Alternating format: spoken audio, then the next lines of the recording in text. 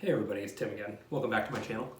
Today I want to start a series which I'm going to kind of talk about how to actually present at a book fair or a Comic-Con or any other kind of event like that.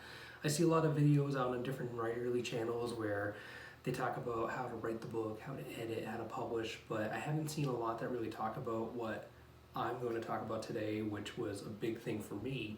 I always kind of had a little bit of a stage fright, so it was really difficult for me to get used to just going up there by myself, having a table all by myself, and then talking to complete random strangers and trying to tell them about my book in the hopes that, they'll want to go buy it. So after I published my first book, The Dragon and the Whites, I wanted to start promoting it. So I started working the scene local to Massachusetts, where I'm based out of.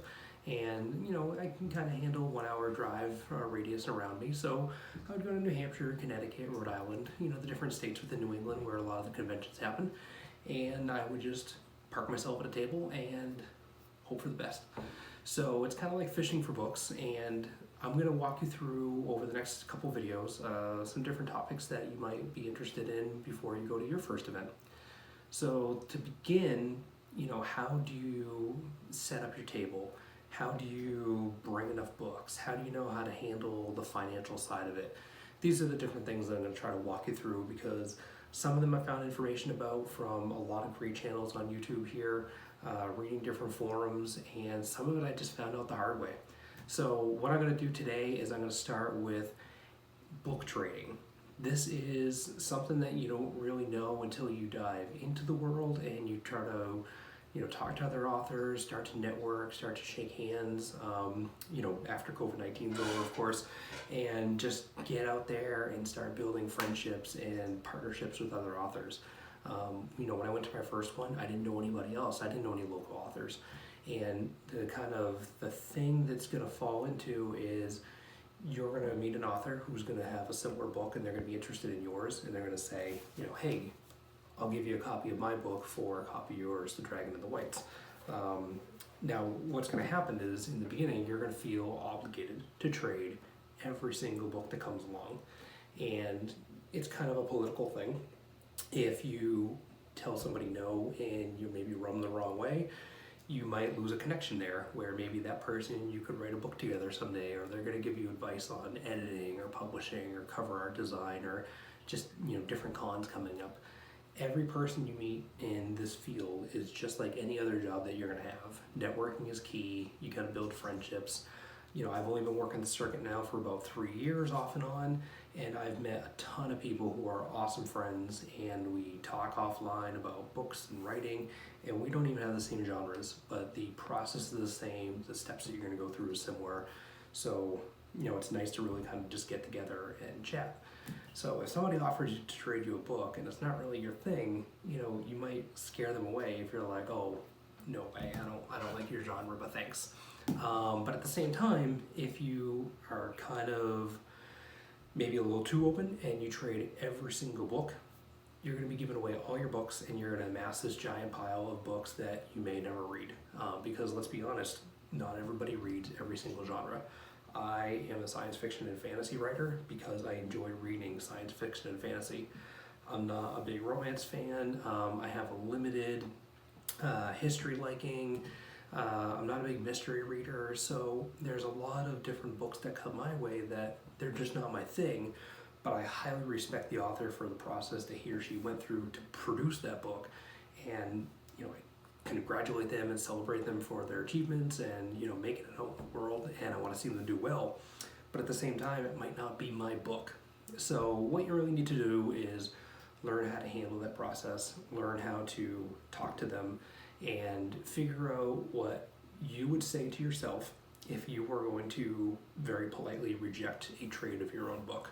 Because if you feel obligated to do it, you're going to end up with all these books that you'll never read, and you'll end up just donating them or selling them to a used bookstore. And I don't think the author wants to have their book meet that fate. They would rather go to somebody who really wants to read it. Another thing you might look at is if you go to a book event and you only bring, let's say, like 50 books with you, and you end up trading 10 books to other authors that are tables near you, those are 10 less sales that you're going to get. But on the flip side is, if you're brand new to this and you're trying to get out there, you're trying to network, those are potentially 10 connections that you didn't have before to the writing community that now could help you further down the road. It might be tomorrow, it might be 2 years from now. So take it as it comes and figure out what you want to do, and kind of go by there case by case.